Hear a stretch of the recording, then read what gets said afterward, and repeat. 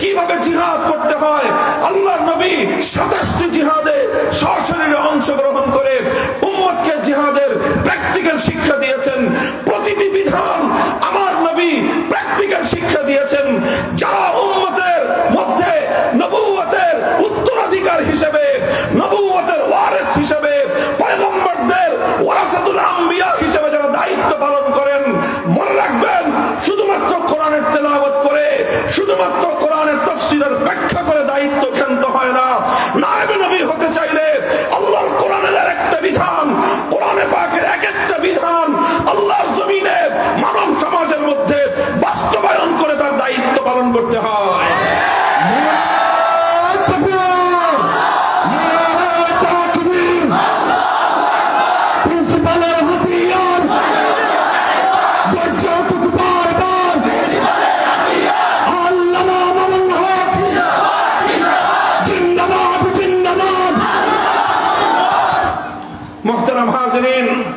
এটা তো বললাম শুধুমাত্র কিছু ইবাদতের কথা।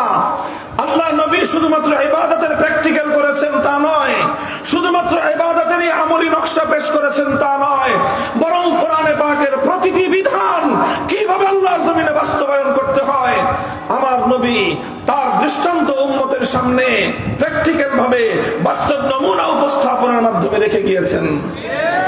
কোরআনে পাকের অসংখ্য বিধান রয়েছে। কোন কোন বিধান রয়েছে যার সম্পর্ক বিচার ব্যবস্থার সঙ্গে। কোরআনে পাকের অনেক বিধান রয়েছে যার সম্পর্ক রাষ্ট্র ব্যবস্থার সঙ্গে। আল্লাহর নবী বিচার ব্যবস্থা কায়েম করেছেন, রাষ্ট্র প্রতিষ্ঠা করেছেন, করে করে এক একটা বিধান আল্লাহর জমিনে বাস্তবায়ন করে পূর্ণ কোরআনকে মানব জাতির সামনে শুধু ব্যাখ্যা করে নয়, প্র্যাকটিক্যাল বাস্তবায়ন করে দেখিয়ে গেছেন। কিভাবে সেগুলো করেছেন ইতিহাস থেকে ছোট ছোট কথা উম্মতের সামনে উপস্থাপন করে আমরা উম্মতকে আবার সেই সোনালী যুগের কথা মনে করিয়ে দেই, সেই স্মৃতিচারণ করে উম্মতকে উজ্জীবিত করতে চাই। আবার উম্মত জেগে উঠুক। এই উম্মত জাহিলিয়াতের তাখতে তাওত ভেঙে খান খান করে সেই জাহিলিয়াতের কবর রচনা করে উম্মতে মুহাম্মাদিয়া তাদের নবীর আদর্শে উজ্জীবিত এক সোনালী সমাজ প্রতিষ্ঠা করুক।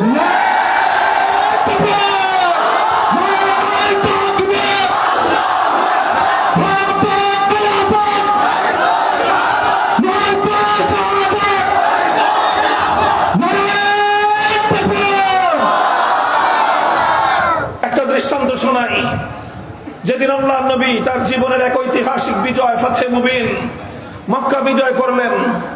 মক্কা বিজয় করার দিন মক্কায় একটা অপরাধ সংগঠিত হলো। সেই সময়ে মক্কায় একটা অপরাধ সংগঠিত হলো, চুরির ঘটনা ঘটলো এবং চোর সাব্যস্ত হয়ে গেল, ধরা পড়লো। সাধারণ কোনো চোর নয়, একজন মহিলা মানুষ, সাধারণ কোনো মহিলা নয়, সম্ভ্রান্ত পরিবারের একজন মহিলা। নাম হলো তার ফাতেমা। ফাতেমা তার নাম, মখজুমিয়া অর্থাৎ বনু মখজুম গোত্রের লোক। ওয়াইন্না সিনামাল মজদি মিন আনি হিশামিন বনু বিনতি মখজুমিন ওয়া ওয়ালিদুকাল আব্দু। বনু মখজুম হলো আল্লাহর নবীর যে বাবা ছিলেন খাজা আব্দুল্লাহ, খাজা আবু তালেব, এই দুইজনের যে মামার বাড়ি, অর্থাৎ আমার নবীজির দাদির বাড়ি ছিল বনু মখজুম এই পরিবার। আমার নবীর যে দাদির গোষ্ঠী মক্কার কুরাইশ বংশের মধ্যে সর্বোচ্চ সম্ভ্রান্ত সম্মানিত একটা পরিবার হলো বনু মখজুম পরিবার। যেই পরিবারের দিকে মানুষ চোখ তুলে তাকিয়ে কথা বলার সাহস পেত না, এত সম্ভ্রান্ত, এত মর্যাদাপূর্ণ একটা পরিবার। সেই পরিবারের একটা মেয়ে চুরি করে ধরা পড়েছে। ফাফাজিয়া কওমুহা ইলা উসামা ইবনে যায়েদ। এই ঘটনা ঘটার পর তার গোটা সম্প্রদায় তারা বিচলিত হয়ে পড়ল যে এখন তো মক্কায় আল্লাহর কোরআনের বিধান বাস্তবায়িত হবে। কোরআনের বিধান হলো আস-সারিকু ওয়াস-সারিকাতু ফাকতাউ আইদিয়াহুমা। চোর চুরি করে ধরা পড়লে নারী হোক বা পুরুষ হোক তার হাত কেটে দেওয়া হবে। এখন যদি সেই বিধান অনুযায়ী আমাদের এই ফাতেমা নামনি মেয়েটার হাত কেটে দেওয়া হয়, হাত কাটা যাবে একটা মেয়ের, নাক কাটা যাবে গোটা বংশের। বনু মখজুমের গোত্রের সম্মানহানি হবে, কুরাইশ গোত্রের প্রেস্টিজের হ্যাম্পার হবে। কাজেই যে করেই হোক তার হাত কাটা রুখতে হবে। তার গোটা সম্প্রদায় উসামা ইবনে যায়েদের কাছে তদবিরের জন্য আসলেন। উসামা ইবনে যায়েদ হলেন সম্পর্কে আল্লাহর নবীর নাতি, নবীজির পালক পুত্র যায়েদ ইবনে হারেসার ছেলে, এবং তার উপাধি ছিল সাহাবায়ে কেরামের মধ্যে একমাত্র সাহাবী যার উপাধি ছিল হিব্বু রাসূলিল্লাহ সাল্লাল্লাহু আলাইহি ওয়াসাল্লাম। শব্দের অর্থ হলো নবীজির প্রিয় পাত্র। আল্লাহ নবী উসামাকে এত আদর করতেন, মানুষ উসামাকে নাম দিয়েছে নবীজির প্রিয় পাত্র। সেই উসামার কাছে তারা ছুটে আসলো, বলল যে তুমি এটা একটা ম্যানেজ করো, মেয়েটার জন্য কোনোভাবে হাতটা না কাটা যায়। উসামা ইবনে যায়েদ নবীজির কাছে গিয়ে সুপারিশ করলেন। তিনি ঘটনার গভীরতা উপলব্ধি করতে পারেন নাই। সুপারিশ করার সঙ্গে সঙ্গে আমার নবীর প্রতিক্রিয়া কি ছিল? বুখারী শরীফের হাদিসের কিতাব উল্টান, ফাতালাওয়ানা ওয়াজহু রাসূলিল্লাহি সাল্লাল্লাহু আলাইহি ওয়াসাল্লাম। আমার নবীর চেহারার রং পরিবর্তন হয়ে গেল। আল্লাহর নবী যখন রাগান্বিত হতেন, নবীজির চেহারা রক্তিম বর্ণ ধারণ করত। ফাকান্নামা ফুকিয়া ফি ওয়াজনাতাইহি হাব্বুর রুম্মান, মনে হতো আল্লাহর নবীর চেহারার মধ্যে বেদানার রস ছিটিয়ে দেওয়া হয়েছে। আমার নবীর চেহারা লাল টকটকে হয়ে গেল। নবীজি রাগান্বিত হলে কপালের মধ্যখানে রক্ত ফুলে উঠতো, কাঁপতে থাকতো। বুঝতে পারতেন সবাই যে নবীজি রাগান্বিত হয়েছেন। উসামা ইবনে যায়েদ কথা বলার সঙ্গে সঙ্গে আমার নবীর সেই রাগের, সেই ক্ষোভের রুদ্র মূর্তি ধারণ করলেন। এরপরে আল্লাহর নবী উসামাকে ধমক দিলেন, আতাশফাউ ফি হাদ্দিম মিন হুদুদিল্লাহ, উসামা তোমার এত বড় দুঃসাহস, আল্লাহর কোরআনের বিধান বাস্তবায়ন হবে, সেখানে তুমি সেটাকে ঠেকানোর জন্য তদবির করতে এসেছো। খবরদার, ভবিষ্যতে আর কোনোদিন যেন তোমাকে এই ধরনের তদবির বাণিজ্য আমি দেখতে না পাই। আল্লাহর নবী বুঝতে পারলেন শুধু উসামাকে একা ধমক দিলে চলবে না। উসামা অল্প বয়স্ক বালক মানুষ, এই জন্য সে ঘটনার গভীরতা বুঝতে না পেরে সে আমার কাছে চলে এসেছে। আমি যেহেতু তাকে অতিমাত্রায় স্নেহ করি এই জন্য। কিন্তু আসলে তো উসামা আসে নাই, উসামাকে পাঠানো হয়েছে। আসলে তো উসামার পিছনে জড়িত আছে গোটা মক্কা নগরীর মানুষ। উসামার পিছনে জড়িত আছে আমার বংশের লোকেরা, আমার ব্লাড কানেক্টেড, আমার রক্তের সম্পর্কের, আমার আত্মীয় স্বজন, আমার দাদির গোষ্ঠীর লোকজন, আমার বাবার গোষ্ঠীর লোকজন, তারাই ঘটনার সঙ্গে জড়িত। সুতরাং আল্লাহ নবী বুঝলেন শুধু উসামাকে একা ধমক দিলে তার সংশোধন করলেই চলবে না। এটা এক জাহিলিয়াত। এই জাহিলিয়াত গোটা মক্কার মধ্যে শত শত বছর ধরে তার শেকড় গেড়েছে। শেকড় শুদ্ধ এই জাহিলিয়াতকে উপড়ে ফেলতে হবে। ফালাম্মা কানাল আশিয়ু কাম রাসূলুল্লাহ সাল্লাল্লাহু আলাইহি ওয়াসাল্লাম, বিকালবেলা আসরের নামাজের পরে আল্লাহর নবী পবিত্র বাইতুল্লাহর সামনে দাঁড়িয়ে গেলেন, জাতির উদ্দেশ্যে ভাষণ দেবেন। হে দুনিয়ার মানুষ, বিপ্লব পরবর্তী সময়ে পৃথিবীর অনেক বিজয়ীরা জাতির উদ্দেশ্যে ভাষণ দিয়েছে অনেক বক্তব্য দেওয়ার জন্য। আমার নবীও জাতির উদ্দেশ্যে ভাষণ দিয়েছেন মক্কা বিজয়ের পর। তুলনা করে দেখো, একটি সুন্দর জাতি গঠনের জন্য, একটি বৈষম্যহীন সমাজ গড়বার জন্য বিশ্বনবীর চেয়ে উত্তম আদর্শ দুনিয়ার কোথাও খুঁজে পাবে না।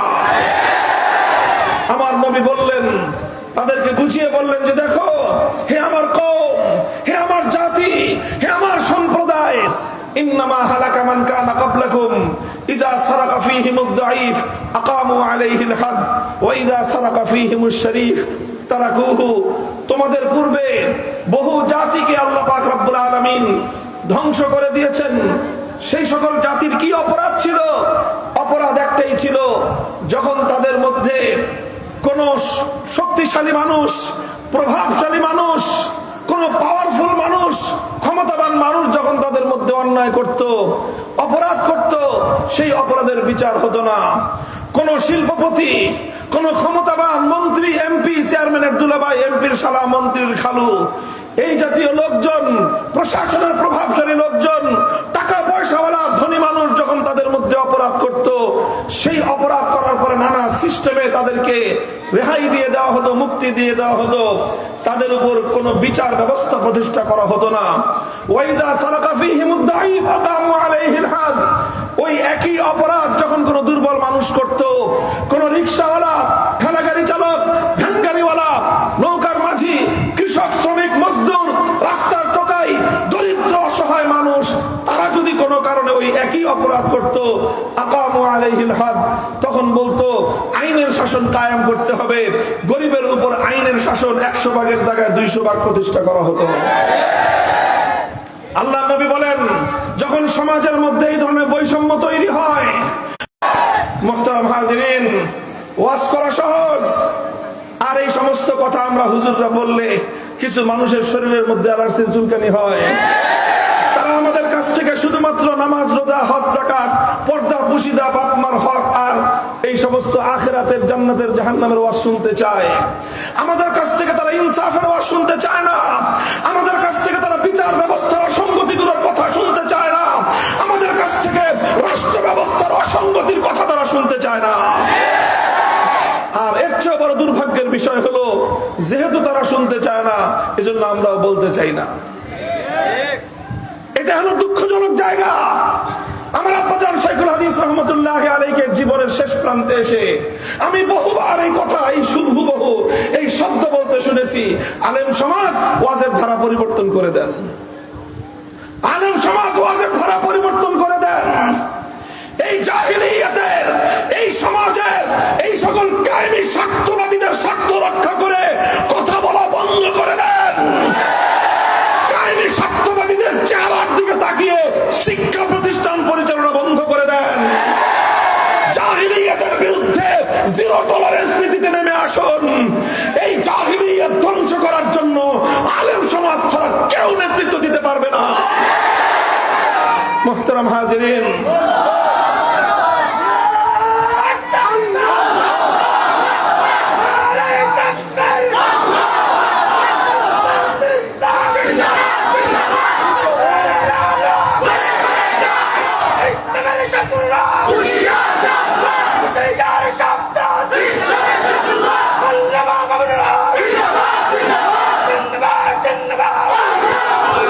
যে কথা বলতে আমাদের দ্বিধা নাই, আমার দেশের যে বিচার ব্যবস্থা প্রচলিত আছে, এই গোটা বিচার ব্যবস্থার ভিত্তি হলো বৈষম্যের উপর।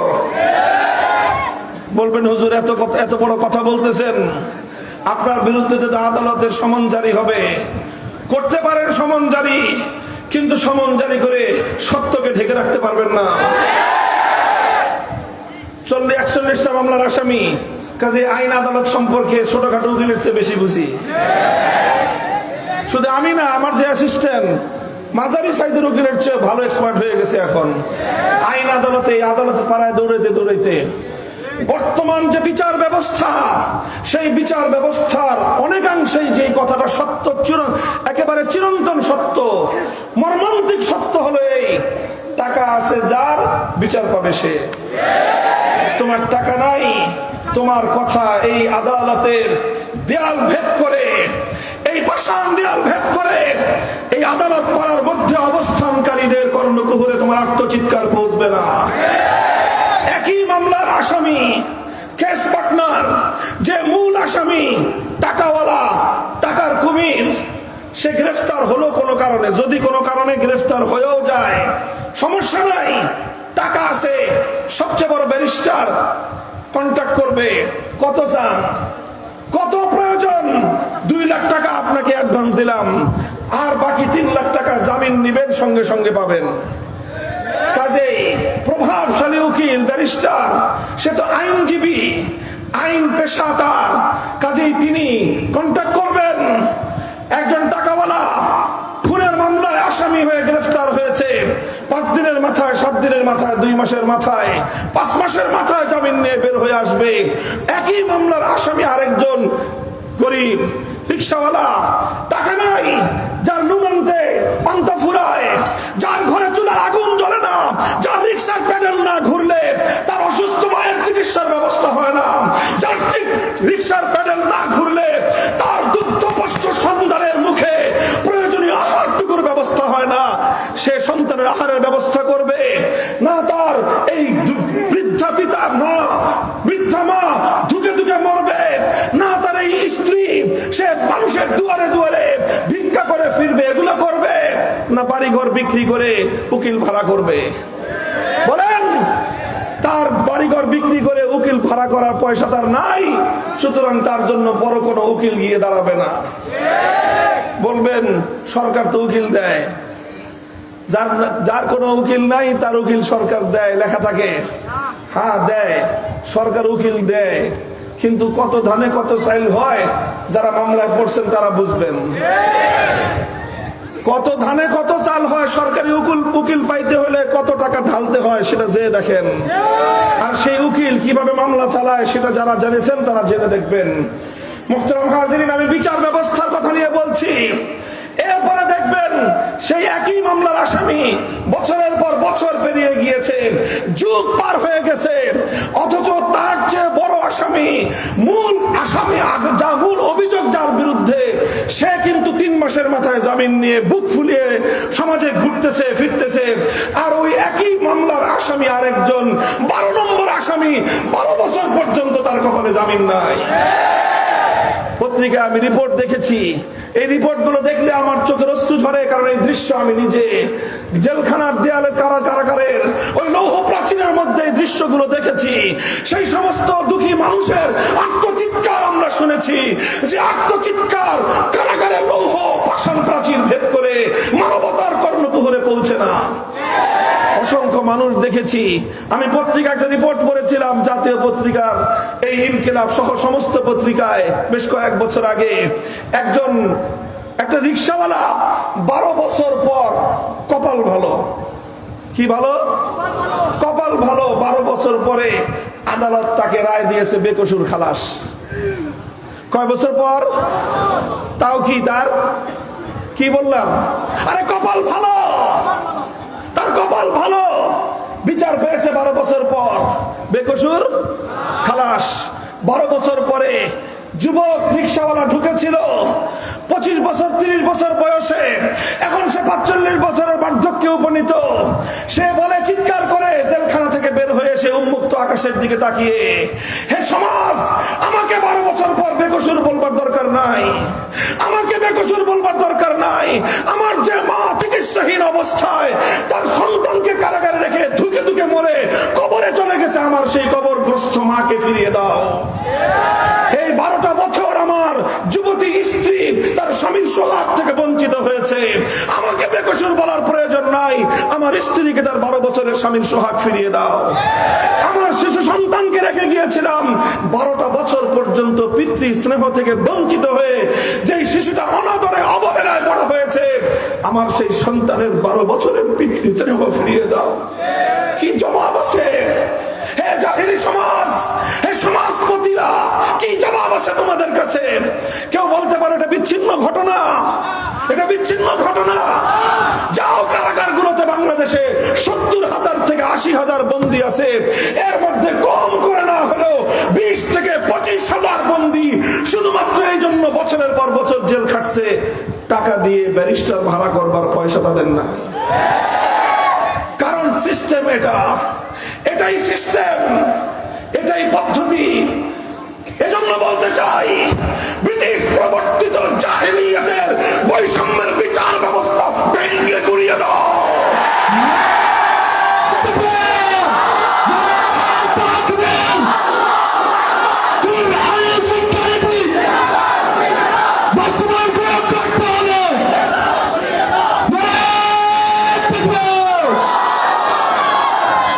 ইসলাম বিচার ব্যবস্থা দিয়েছে। কেউ যদি এখানে আইনজীবী থেকে থাকেন মাফ করবেন, আমি আপনার ব্যক্তিগত বিষয় নিয়ে কথা বলছি না। আজকের এই জাহেলি সমাজ ব্যবস্থায় অনেক আইনজীবীরা আছেন, মানবিক কাজ তারা করেন, আলহামদুলিল্লাহ। কিছু অনেক মানুষ আছেন প্রত্যেকটা সেক্টরেই, যারা মানুষের প্রতি দরদ নিয়ে কাজ করেন। সেই মানুষগুলো কাজ করে বলে এখন আসমান মাথার উপর উঠে আছে, সে মানুষগুলো কাজ করে বলে এখনো পৃথিবীতে বাতাস প্রবাহিত হয়। আর যদি সেই মানুষগুলোর এই মানবিকতা না থাকতো, মানুষের প্রতি মানুষের এই মমতা যদি না থাকতো, কিয়ামত অনেক আগেই হয়ে যেত। আমি তাদের প্রতি শতভাগ শ্রদ্ধা প্রদর্শন করেই বলতে চাই, আমার আর্গুমেন্ট, আমার ক্রিটিসিজম এই বর্তমান প্রচলিত বিচার ব্যবস্থা নিয়ে। আমরা বলতে চাই, এইভাবে প্রত্যেকটা মামলা লড়ার জন্য উকিল লাগবে, ইসলাম এই ধরনের কোন বিচার ব্যবস্থাকে সমর্থন করে না। কেন উকিল লাগবে? কেন মধ্যস্থতাকারী ভাড়া করা লাগবে? বাদী আসবে, বিবাদী আসবে, উভয়ে যার যার বক্তব্য দিবে, বিচারক থাকবে, তদন্ত করতে হলে রাষ্ট্রীয় খরচে তদন্ত হবে। বাদীরও 1 পয়সা খরচ করবার অপশন থাকবে না, বিবাদীরও অন্য কাউকে হেল্পার হিসেবে ভাড়া নেওয়ার প্রয়োজন থাকবে না। বেশির চেয়ে বেশি আদালত, বেশির চেয়ে বেশি বিচারক কোন একজন আলেমকে ডাকতে পারেন, মুফতিকে ডাকতে পারেন, যে এই মাসআলার মধ্যে কোরআন সুন্নাহর আলোকে কি কি মাসআলা আছে, কি কি এর ভিতরে সূক্ষ্ম পার্থক্য আছে আমাকে বুঝিয়ে দেন। এটা কোশ্চেন কেন কোনদিন বাদী অথবা বিবাদের দায়িত্ব হতে পারে না। ও মুসলমান, আল্লাহর কোরআন তো তোমাদেরকে এই বিচার ব্যবস্থা দিয়েছিল। হে মেহনতি মানুষ, আল্লাহর কোরআন তো তোমাদের জন্য বৈষম্যহীন সমাজ গড়বার ব্যবস্থা দিয়েছিল। হে রিকশাওয়ালা, কৃষক, শ্রমিক, মজদুর, ওঠো, দাঁড়াও, আল্লাহর কোরআনের বৈষম্যহীন সমাজ ব্যবস্থা করবার জন্য মাথায় কাপড়ের কাপড় পেরে রাজপথে নেমে পড়ো।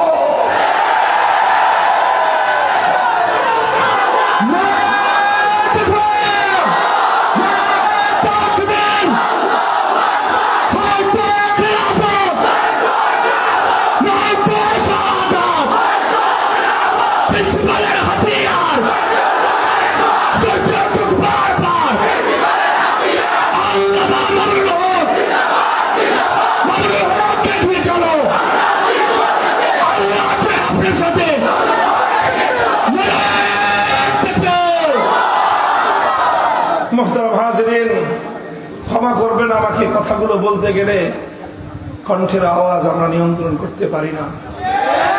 এই আওয়াজ শুধু আমাদের কণ্ঠের নয়, এটা হৃদয়ের রক্তক্ষরণ। আপনারা দেখেন নাই, এই মানুষগুলোকে দেখলে মনে হয় কাকে ছেড়ে কার জন্য আমি কাজ করব। পাগল হয়ে যেতে হয়, এই কারাগারে গেলে পাগল হয়ে যেতে হয়। যে অসংখ্য মানুষ, অসহায় মানুষ, দরিদ্র মানুষ, তাদের পয়সা নাই, তাদের কপালে বিচারও নাই। মুহতারাম হাজিরিন, বলছিলাম আপনারা বলবেন যে হুজুর খালি বিচার ব্যবস্থা নিয়ে এত কথা বলে লাভটা কি? ওলামায়ে কেরাম বিচার এবং ইনসাফ, ন্যায় বিচার এবং বৈষম্যের বিচার, বিপদটা খুব সাধারণ মামুলি কোনো বিষয় নয়। এটা সাধারণ কোনো মামুলি বিষয় নয়। আল্লাহ কোরআন কেন নাজিল করেছেন? নবীদেরকে আল্লাহ কেন পাঠিয়েছেন? যুগে যুগে আসমানি শরীয়ত কেন দুনিয়াতে এসেছে? খুলেন আল্লাহর কোরআন, সূরাতুল হাদীদ তেলাওয়াত করেন। আল্লাহ তো বলছেন, লাকাদ আরসালনা রুসুলানা বিল বায়িনাতি ওয়া আনজালনা মাআহুমুল কিতাবা ওয়াল মিজান লিয়াকুমান নাসু বিল কিসত। আল্লাহ বলছেন, আমি যুগে যুগে নবী রাসূল প্রেরণ করেছি, তাদের কাছে আসমানি কিতাব নাজিল করেছি। কেন? শুধুমাত্র মানুষকে নামাজ পড়ানোর জন্য? অবশ্যই নামাজ ইসলামী শরীয়তের সবচেয়ে গুরুত্বপূর্ণ বিধান, সন্দেহের কোনো অবকাশ নাই। কিন্তু শুধু ইবাদতের জন্যই আল্লাহ পাক আসমানি শরীয়ত নাজিল করেন নাই। শুধুমাত্র ইবাদতের বিধান বাস্তবায়নের জন্যই আল্লাহ পাক কিতাব নাজিল করেন নাই, রাসূল পাঠান নাই। রাসূল পাঠানোর, কিতাব নাজিল করার অন্যতম একটা মৌলিক উদ্দেশ্য হলো লিয়াকুমান নাসু বিল কিসত, মানব সমাজে ইনসাফ কায়েম করা, বেইনসাফি নির্মূল করা, বৈষম্য দূর করা, বৈষম্যের বিরুদ্ধে লড়াই করা। এটা শুধু বৈষম্য বিরোধী ছাত্র নেতৃবৃন্দের দায়িত্ব না। আর আলেমুল আমাদের দায়িত্ব হলো শুধুমাত্র বৈষম্যের আয়াত আর হাদিস ব্যাখ্যা করা। ভাই উঠেন, উঠেন। আপনাদের এই সমাজের আপনাদের সন্তানরা স্কুল, কলেজ, ইউনিভার্সিটিতে গিয়ে সব বখাটে হয়ে যায় নাই, বিশ্বাস করেন। সবাই বখাটে হয়ে যায় নাই।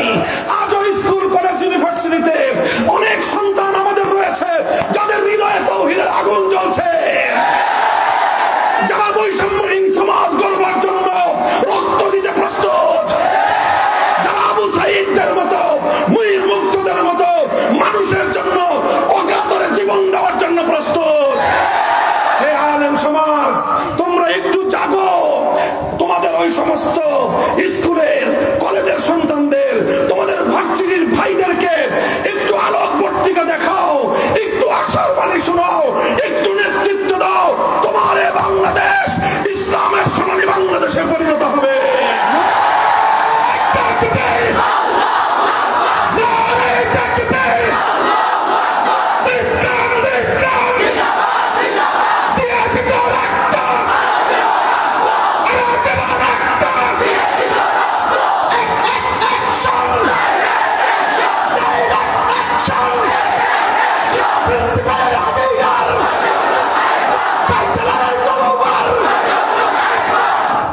প্রতিটি বৈষম্যের বিরুদ্ধে, প্রতিটি বেইনসাফির বিরুদ্ধে, প্রতিটি জুলুমের বিরুদ্ধে সর্বপ্রথম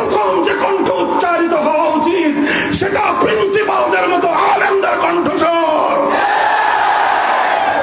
মুহতারাম হাজিরিন, আমি আমার স্কুল কলেজ ইউনিভার্সিটির সন্তানদেরকে আহ্বান করি, তোমাদেরকে আমি ভালোবাসা জানাই, শ্রদ্ধা মিশ্রিত স্নেহের বার্তা তোমাদের কাছে পৌঁছে দেই।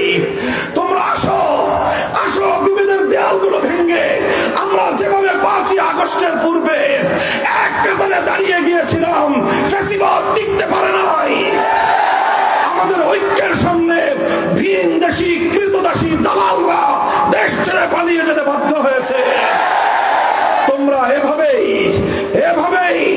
হে ভার্সিটির ছেলেরা, ভার্সিটির ছাত্ররা, সমাজের যুবক প্রজন্ম, তোমরা আলেমদের থেকে দূরে সরে যেও না। আলেমদেরকে বলবো, আমার এই সমস্ত সন্তানদেরকে আপনারা রেখে একা একা নিজেদের চিন্তা করেন না।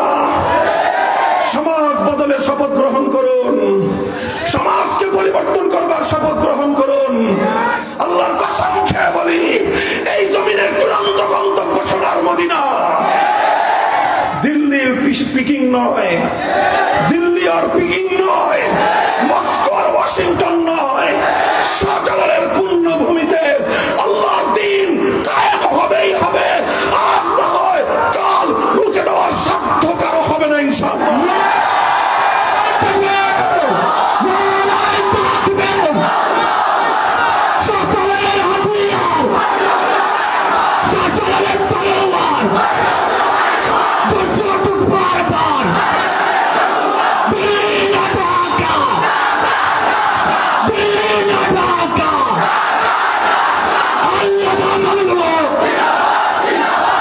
মুহতারাম হাজিরিন, কথা আমাদের পরিষ্কার, বার্তা পরিষ্কার। আমি ছিলাম আল্লাহর নবীর ঐতিহাসিক মক্কা বিজয় পরবর্তী জাতির উদ্দেশ্যে প্রদত্ত ভাষণে আমার নবী বললেন কি, যে বৈষম্য মামুলি কোনো অপরাধ নয়, বেইনসাফি সাধারণ কোনো অপরাধ নয়। বেইনসাফি এবং বৈষম্য সেই অপরাধ, যেই অপরাধের কারণে আল্লাহ পাক জাতিকে ধ্বংস করে দেয়। পাকিস্তান নামক রাষ্ট্র আধুনিক বিশ্ব ব্যবস্থার একমাত্র রাষ্ট্র যেটা গড়ে উঠেছিল ইসলামের নামে, একমাত্র রাষ্ট্র বর্তমান বিশ্ব ব্যবস্থায় যার গোড়াপত্তন হয়েছিল আল্লাহর কোরআনের শাসন কায়েম করার স্লোগান দিয়ে। এত পবিত্র নাম, কিন্তু 24টা বছর ওরা আল্লাহর কোরআনের সঙ্গে গাদ্দারি আর বিশ্বাসঘাতকতা করেছিল, ওরা বৈষম্য করেছিল, ওরা আমাদের 7 কোটি বাংলার মানুষকে ওরা মানুষ মনে করে নাই। আমরা বলেছিলাম, তোমরা আমার ভাই, আমরা তোমাদের ভাই, তোমরা মুসলমান, আমরা মুসলমান, আমাদের মধ্যে উখুওয়াতে ঈমানি ভ্রাতৃত্ব আছে। ওরা বলতে চাইলো যে না, তোরা নিচু জাত, বাঙালি জাত, আমরা উঁচু জাত, আমরা হলাম খান পাঠানের জাত, সুতরাং তোরা আমাদের ভাই না, আমরা তোমাদের প্রভু, তোমরা আমাদের গোলাম। আমরা বলেছিলাম, আসমানের নিচে বন্ধ থাকতে পারে, প্রভু নাই। আমাদের দিকে প্রভুত্বের চোখ তুলে তাকাবে, চোখ উপড়ে ফেলি আমরা। একই বার্তা দিল্লির প্রতি, প্রতিবেশী হিসেবে বন্ধুত্ব করবা, বন্ধুত্বের আচরণ পাবা, আর কাঁটাতারে আমার ফেলানিকে ঝুলিয়ে রাখবা। আমরা প্রতিটি হত্যাকাণ্ডের প্রতিশোধ গ্রহণ করবার জন্য শাহজালালের চেতনায় উদ্বুদ্ধ হব।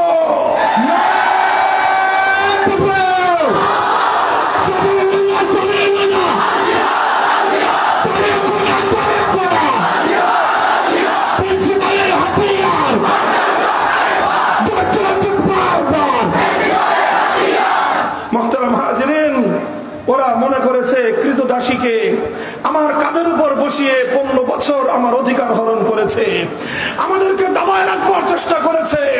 প্রমাণ হয়েছে, কোন ভূখণ্ড যখন বিপ্লবের জন্য প্রস্তুত হয়ে যায়, কোন নেতার নেতৃত্বের প্রয়োজন হয় না। কোন ভূখণ্ড যখন বিপ্লবের জন্য উর্বর হয়ে ওঠে, বড় কোন রাজনৈতিক দলের প্রয়োজন হয় না। সামান্য কিছু ইয়াং ছাত্ররা বিপ্লবের নেতৃত্ব দিতে পারে। শেখ হাসিনা, জালিম শাহীর মতো যুগের নব্য ফেরাউন তাদেরকে দেশ থেকে উৎখাত করে ছাড়তে পারে। ভয় কিসের? তুমি ন্যায়ের ঝান্ডা নিয়ে দাঁড়াও,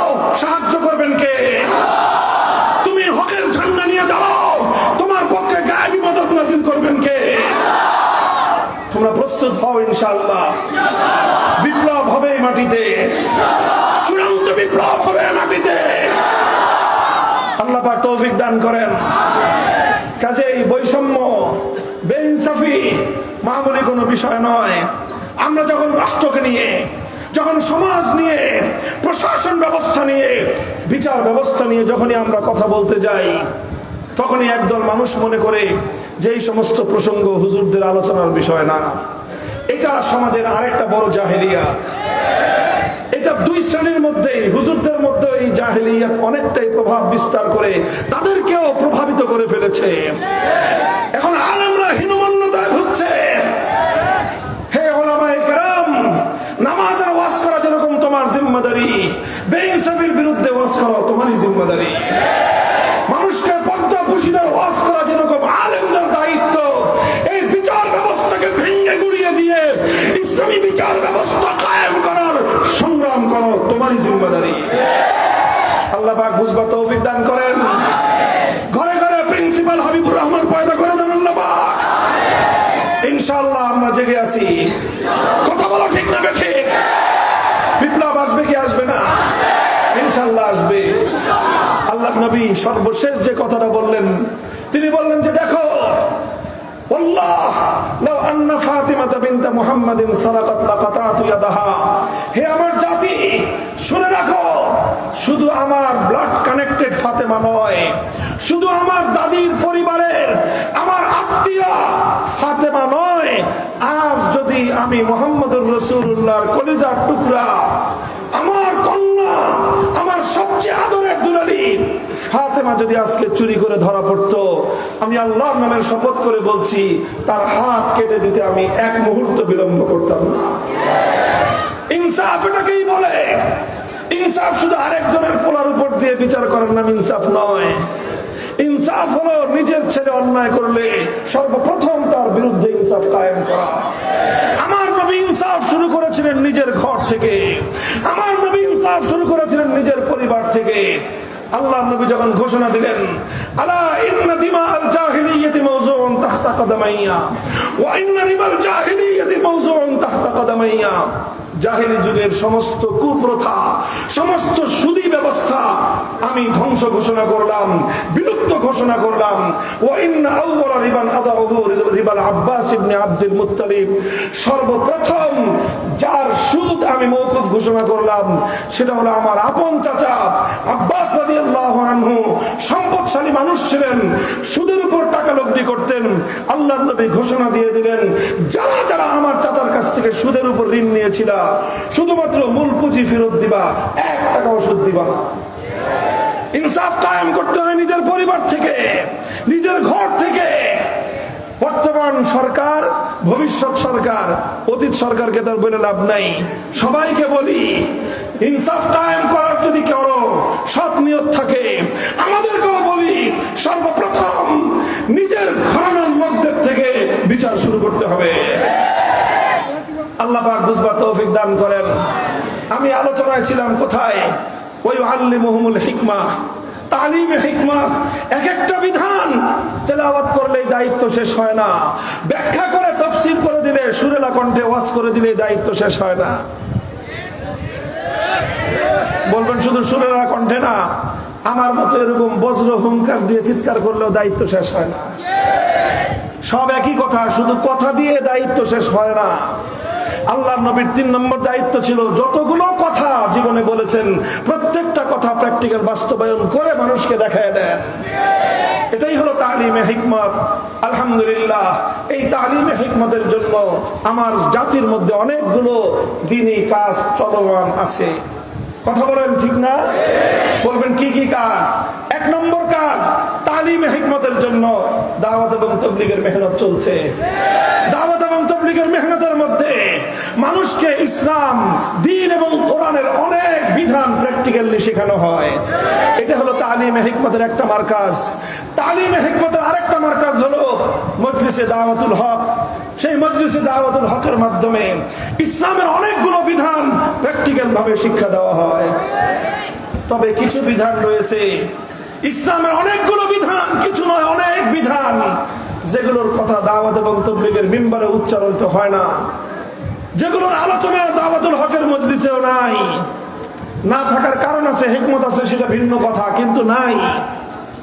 সেই বিষয়গুলো যেগুলোর সম্পর্ক রাষ্ট্র ব্যবস্থার সঙ্গে, কোরআনের যে আয়াতগুলোর সম্পর্ক বিচার ব্যবস্থার সঙ্গে, কোরআনের যে আয়াতগুলোর সম্পর্ক প্রশাসনের সঙ্গে, কোরআনের যে আয়াতগুলোর সম্পর্ক সমাজ ব্যবস্থার সঙ্গে, সেগুলো বাস্তবায়নের জন্য, সেগুলোর প্র্যাকটিক্যাল করবার জন্যই আলহামদুলিল্লাহ হাক্কানি আলেমদের নেতৃত্বে ইসলামী রাজনৈতিক দলগুলো কাজ করতেছে।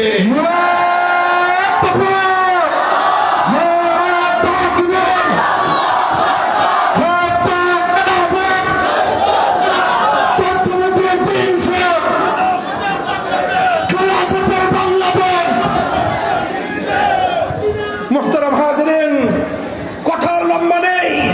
আমি কি বললাম? তালিমে হিকমতের এই কাজগুলো আজও চলছে, কিছু কিছু হলেও দাওয়াত এবং তাবলীগের মধ্যে কিছু চলছে। কাজে এই মেহনতটাকে সঠিক মানহাজের উপর রাখতে হবে। দাওয়াতুল হকের মধ্যে চলছে, এই কাজটাকেও সঠিক ধারার উপর রাখতে হবে।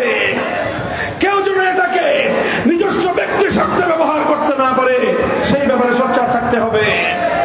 একইভাবে তালিমে হিকমতের অনেকগুলো বিধান সমাজ, রাষ্ট্র, বিচার ব্যবস্থা, প্রশাসন, এই জায়গাগুলোর সঙ্গে সংশ্লিষ্ট।